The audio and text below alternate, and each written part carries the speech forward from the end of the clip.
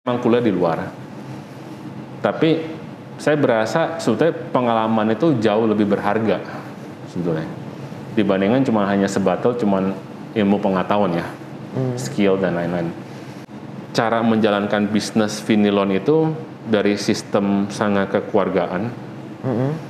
Dengan perusahaan yang makin bertumbuh kan harus didukung dengan sistem sama mungkin profesionalisme secara manajemen kan.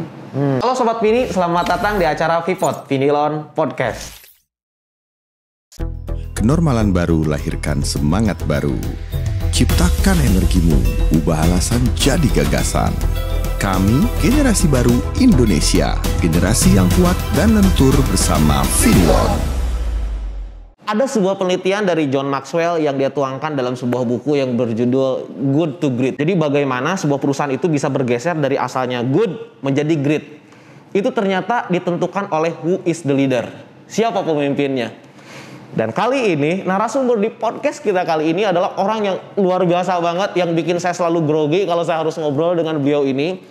Kenapa? Karena beliau ini adalah yang merepresentasikan kualitas Vinilon Group itu seperti apa. Beliau adalah Pak Sandy Susanto, CEO dari Vinilon Group. Selamat datang Pak Sandy. Terima kasih. Banyak orang, bukan hanya dari Vinilon aja Pak, yang pengen belajar dari Papa, tapi di luar Vinilon juga tentu pengen belajar bagaimana caranya supaya kita itu bisa survive di era seperti ini gitu ya. Para pebisnis owner juga gimana caranya supaya mereka bisa bertumbuh layaknya seperti Vinilon Group seperti ini. Tapi sebelum masuk ke sana nih Pak, ada sedikit games dulu nih. Nah, jawab cepat ya sama Pak Sandy ya Pak ya. Di sini ada 3 pertanyaan untuk Bapak. Pertanyaan yang pertama kayak gini Pak. Cita-cita Bapak saat masih kecil mau jadi apa Pak sebenarnya Pak? Pas lagi kecil ya. Itu. Ternyata lucu. Sebenarnya selama pas lagi kecil tuh cita-cita tuh berubah terus. Berubah terus. Jadi saya ingat pas lagi kecil itu saya pernah impi menjadi orang arsitek. Arsitek. Jadi pas lagi zaman-zaman saya lagi suka bikin Lego tuh saat itu, nah saya yang benda yang pertama saya bangun tuh rumah gitu. Itu tuh Paulus bertanya, kok kenapa bangun rumah? Maksudnya dari yang Lego itu kenapa nggak bikin mobil atau apa gitu ya? Bangunnya rumah. Saya bilang, ya nggak tahu, berasa senangnya bisa bangun gedung gitu ya. Kan? Jadi dia tanya, emang besar mau jadi apa? Saya bilang mau jadi insinyur aja, saya bilang. Gitu kan, gitu. Nah, menjelang udah SMP, SMA, sempat lagi ditanya sama Polio, mau kuliah apa gitu. Kan? Cita-cita mau jadi apa? Jadi insinyur gitu. Oh, saya bilang enggak, saya pengen jadi mekanik aja, saya bilang. Berubah lagi Pak. Saat itu berubah. Saya bilang saya mau jadi mekanik aja, itu pas lagi SMP SMA tuh kan, mau jadi mekanik karena saya hobi lah gitu untuk alat-alat kayak tooling gitu kan, roda-roda gigi gitu kan, seneng gitu. Nah udah, pas saatnya udah mau kuliah, ditanya lagi sama Polio. Jadi ini sekolah mekanik. Saya bilang nggak jadi, saya bilang saya mau sekolah bisnis aja. Tapi apa hubungannya nih Pak kalau diambil kesamaan, baik itu sebagai arsitek, sebagai mekanik, terus sebagai bisnismen gitu ya, Bapak pas mau kuliah itu. Kira-kira apa nih benang merahnya nih yang kayaknya itu selalu sama dari antara ketiga itu Pak? Sebetulnya membangun sih. Oh, membangun ya. Jadi saya suka sesuatu yang bisa otak-atik ngebangun dari bentuk satu menjadi bentuk yang berubah gitu. Kira-kira begitu sih hobinya. Lanjut pertanyaan kedua nih Pak. Sebutkan satu hal yang paling nakal yang pernah Bapak lakukan nih Pak saat masih kecil. Apa nih Pak kira-kira? Kalau yang paling nakal yang saya bisa ingat sih mungkin pas lagi SMP itu udah selesai ujian. Ujian tahunan. Ya karena kan udah bosen nggak ngapa-ngapain di kelas kan. Jadi kabur, lari dari sekolah. Oh, lari dari sekolah. Iya. Dan jadi ya karena udah bingung kan, udah bosan sama teman-teman, kebetulan ajakin, yaudahlah yuk kita pulang aja yuk, pergi main cari kemana gitu kan. Ya udah kabur dari sekolahan itu sampai dikejar-kejar sama kepala sekolah. Karena ketahuan pas lagi jalan keluar dari pintu pagar sekolah itu ketahuan Pak. Ketahuan dikejar sama kepala sekolah kan. Ya karena masih muda ya kita kejar, larinya lebih kenceng ya, udah kabur gitu. Lah besoknya ketemu gimana Pak? Nggak kelihatan muka ya karena jarak jauh. Gitu. Iya. Berarti Bapak pernah ngalamin kayak gitu. Nah ini baru saya cerita nih di sini nih. Baru cerita ya. Nggak tahu kalau Paulo dengar, saya nggak tahu tuh jadi dia apa. Nah yang ketiga nih Pak. Kalau sekarang Bapak nggak sebagai CEO, kira-kira Bapak mau jadi apa Pak? Mekanik kali ya. Oh, mekanik. Kembali di saat Bapak waktu SMP ya? Iya. SMP ya. SMP. Mekanik. Ada apa Pak dengan mekanik? Emang Kenapa Bapak pilih itu, Pak? Nggak tahu ya, maksudnya saya demennya mainin sama alat-alat tooling gitu ya. Maksudnya lihat roda-roda berfungsi, bergerak gitu. Emang perasaan passionnya di sana sih. Passionnya di sana. Senangnya sama hal yang baja logam gitu ya. Oh. Jadi lebih ke mekaniknya juga lebih ke mekanik berat gitu lah. Nah ini Pak, kembali lagi kalau kita mulai masuk ke Vinilon nih. Karena kan kayaknya Bapak ini paling lama nih sebagai CEO nih Pak dari Vinilon. Karena saya dapat info dulu sempat ada Pak Yanto dulu gitu ya. Terus dari Pak Yanto sempat Pak Samuel gitu ya. Tapi yang paling lama tuh Bapak lebih dari 1 dekade, malah 2 dekade mungkin ya Pak ya. Iya. Udah lebih kayak gitu ya. Nah ini yang pengen orang-orang belajar dari Bapak gitu ya. Apa yang membuat Bapak bisa bertahan terus Vinilon bisa seperti ini gitu ya. Kalau tadi kata Jim Collins itu karena who is the leader, siapa dulu pemimpinnya, itulah yang membuat perusahaan bisa seperti itu gitu. Itu awalnya pada saat itu Bapak langsung jadi CEO Pak pas pertama masuk atau gimana? Jadi perjalanan tuh pas masuk ke Vinilon itu sebetulnya saya masih kuliah, waktu itu kan kuliah di Amerika. Tahun 97 saya kan lagi ambil S2 waktu itu. Sedang ambil S2 97 karena kan di sini kan juga lagi baru mulai masuk krisis ya. Iya. Krisis Asian Crisis itu 97 98. Ya Pak Wado waktu itu sempat bilang, ya udah kamu lanjutin S2 kan. Nanti kalau setelah kelar S2 coba nanti lihat bagaimana kondisinya. Ambil jurusan apa Pak, maaf? Manajemen juga. Oh, manajemen. S1 manajemen, masternya juga sama. Manajemen. Dua-duanya di luar negeri, Pak? Dua-dua di luar negeri. Oh. Nah, emang waktu itu sempat kepikiran mau coba buka usaha di luar gitu. Nah, sempat Paulo juga sempat bilang ya udah nggak apa-apa kalau emang di sana ada peluang, ya coba kamu kembangin di sana. Nah, tahu-tahu di tahun 99 itu pas saat saya udah mau deal nih, udah mau siapin untuk startup bisnis itu, ya ditelepon sama Paulio. Iya. Dia bilang udah kamu kembali aja deh, balik ke Indonesia bantuin, gitu. Ya saat itu terus sih berasa ya masih pingin ya mau coba usaha sendiri gitu ya, coba-coba gitu. Ya karena panggilan dari orang tua ya mau nggak mau akhirnya balik. Nah pas balik itu awalnya masih sebagai orang sales manager. Sebagai sales manager, jadi saya banyak belajar dari Pak Edward. Kan Pak Edward selaku mentor saya sebetulnya saat itu. Pak Edward itu sudah sales manager, saya seolah tuh diposisikan sebagai marketing manager saat itu. Oh, marketing manager ya. Cuma selaku marketing manager kan perlu ada ilmu pengetahuan terhadap salesnya dulu kan. Betul. Kan penjualannya dulu, baru kita bisa keluarkan konsepnya. Nah, jadi banyak belajar dari Pak Edward. Ya saya mutar juga, sempat juga ke pabrik juga, ya banyak belajar dari Pak Saiful juga. Zaman dulu juga ada yang namanya Pak Kongsi, kalau panggilan Pak Rudi Kurniawan nama resminya itu. Beliau juga orang lama, orang senior gitu. Banyak belajar juga dari beliau. Jadi kalau menurut saya sangat beruntung dikasih kesempatan untuk banyak belajar dari orang-orang yang sudah berpengalaman sebetulnya. Ya saya selalu tanggapan adalah ya saya emang kuliah di luar, tapi saya berasa sebetulnya pengalaman itu jauh lebih berharga sebetulnya dibandingkan cuma hanya sebatas ilmu pengetahuan ya, skill dan lain-lain.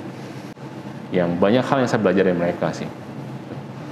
Nah dari sana apa yang dari saya belajar itu coba kira-kira dari apa yang saya sudah juga dapat dari kuliah itu, coba kira-kira saya bisa gak bawa sesuatu yang nuansa baru gitu, dengan satu taktik strategi baru, konsep baru. Iya. Jadi bisa dibilang mungkin untuk 2-3 tahun pertama saya gabung di tahun 2000. Tahun 2000. Untuk 3 tahun pertama tuh ya saya lebih banyak untuk observe sama belajar sebetulnya. Ya 2-3 tahun itu. Dari sana setelah 2-3 tahun baru nanti setelah itu baru muncul kira-kira ide nih. Iya muncul. Yang mana bisa diperbaikin gitu. Yang mana kita harus drive lebih banyak, kita mau membawa arah perusahaan lebih kemana, lebih banyak memahami dan mengerti dulu lah gitu. Baru kemudian 2003 Bapak langsung sebagai CEO pada saat itu? Enggak juga, 2003 waktu itu sebagai direktur dulu. Direktur dulu, Direktur waktu itu direktur lebih ke penjualan sih. Di sales. Lebih ke sales dulu. Baru kemudian jadi CEO tahun berapa tuh Pak? CEO itu sebetulnya lebih banyak menjadi vice president dulu ya, habis itu ya. Oh. Karena Paulo kan masih juga cukup aktif. Aktif di situ. Paulo tuh kira-kira masih aktif sampai tahun 2005 dah gitu. 2005. Nah 2005 tuh udah mulai agak berkurang ya. Berkurang. Nah saat itu ya mulai saya berperan mungkin sebagai CEO gitu. Lebih CEO. Oke. Dan segala kebijakan keputusan itu berangkat dari Pak Sandy pada saat itu ya? Iya, dalam transisi ya banyak kebijakan saya juga sharing sama Pak Wolio sih. Oke. Tapi makanya saya bilang saya ini orang yang sangat beruntung sih, Trisna. Sangat beruntung banyak diberi kesempatan untuk berbelajar kan, dan berguru sama orang lain. Satu. Kedua, saya banyak juga diberi kesempatan sama kebebasan sama Polio untuk bisa menjalankan cita-cita atau keinginan saya gitu. Di Vinilon itu di Vinilon. Oke. Okay. Kan kita kan juga tahu banyak yang perusahaan keluarga itu secara transisi kepada generasi yang berikutnya itu masih terbayang dengan istilah itu mungkin dengan pionernya, atau mungkin successor yang awal itu masih sangat dominan kan. Iya. Nah, kalau saya ya itu saya beruntung, saya berasa saya dikasih kebebasan gitu untuk bercoba ya, Trisna ya. Iya. Jadi nggak semua hal yang saya coba pun juga maksudnya langsung berbuah hasil, enggak. Jadi yang saya lihat juga kan cara menjalankan bisnis Vinilon itu dari sistem sangat kekeluargaan. Dengan perusahaan yang makin bertumbuh kan harus didukung dengan sistem sama mungkin profesionalisme secara manajemen kan. Nah, kita bicara manajemen kan kita udah bicara juga masalah akuntabilitas dan tanggung jawab pekerjaan ya. Dan semua udah mulai ada indikator untuk mengukurnya. Kalau dulu kan zamannya Paulo kan banyak kita bicara laporan secara lisan. Iya kalau dulu gitu ya Pak. Ya, mungkin data pun juga belum terlalu banyak yang bisa disajikan kan gitu. Nah, kita masuk ke transisi yang dimana kita udah mulai banyak permainan data sebagai dasar untuk kita ambil putusan gitu, ambil kebijakan. Nah, untuk masuk ke transisi sana pun juga butuh effort yang cukup tinggi. Ya karena balik lagi ada satu culture sama budaya dan kebiasaan itu yang sudah dibangun di era Pak Wolio kan. Dan masuk ke saya ini untuk merubah mindset atau kebiasaan mereka bukan sesuatu yang mudah juga. Iya, bukan yang mudah. Jadi kalau saya bilang di Vinilon ini kita bisa categorize sudah ada 4 generasi pekerja. Generasi pertama itu yang mungkin tahun 70-an, yang generasi pertama yang bekerja berdampingan dengan Pak Wolio. Generasi kedua itu yang mungkin banyakan yang masuk di tahun 90-an, yang saya sebut juga udah semi profesional, udah mulai banyak orang profesional yang mulai masuk. Itu zamannya Pak Edward, Pak Saiful, kan? Mereka membawa satu warna sendiri ke dalam Vinilon Group ini, kan? Dengan profesionalisme mereka gitu. Dan masuk lagi ke generasi yang ketiga tuh yang mungkin masuk di tahun 2000-an, generasi 2000 sampai 2010. Yang tadi Bapak bilang di generasi saya nih. Yang transisi data gitu ya. Betul. Belum. Dan generasi saya itu yang tahun 2000 saya anggap generasi ketiga yang masuk bergabung. Mereka yang generasi ini udah mulai bisa pemahaman untuk mengolah data. Iya. Itu masuklah generasi tahun 2010 ke atas nih. Nah, itu gimana tuh Pak, beda lagi? Ini gen-gen yang menurut saya generasi yang sangat dinamis gitu. Dari sisi apa nih Pak dinamis yang Bapak lihat? Saya lihat satu dari kreativitas, dari semangat kerjanya, kan? Ya bisa dibilang ya mungkin Gen Y, Gen Alpha ini ya saya bilang emang sikapnya tuh mereka lebih komunikatif, kan? Lebih ekspresif juga gitu. Jadi lebih berani untuk menyampaikan ide-ide ya. Gitu. Jadi agak sedikit beda dengan pola yang generasi yang sebelum-sebelumnya. Jadi makanya saya bilang di sini nih sekarang sangat apa ya? Sangat warna-warninya sangat tinggi gitu. Ada Gen 2 masih ada, betul, Gen 3, Gen 4 gitu. Gen 4 yang betul. Sekarang udah mulai banyak dominan Gen 4 ya saat ini. Tapi kalau sedikit bocoran dari Pak Sandy sendiri, kira-kira bagaimana nih Pak Sandy untuk menyikapi dari berbagai generasi yang sekarang ada dan sekarang udah dinamis kayak gini? Lebih baik kita target pasti harus jadi nomor 1, nomor 2 gitu. Jadi harus jadi nguasain dari top 3 player lah. kenormalan baru lahirkan semangat baru. Ciptakan energimu, ubah alasan jadi gagasan.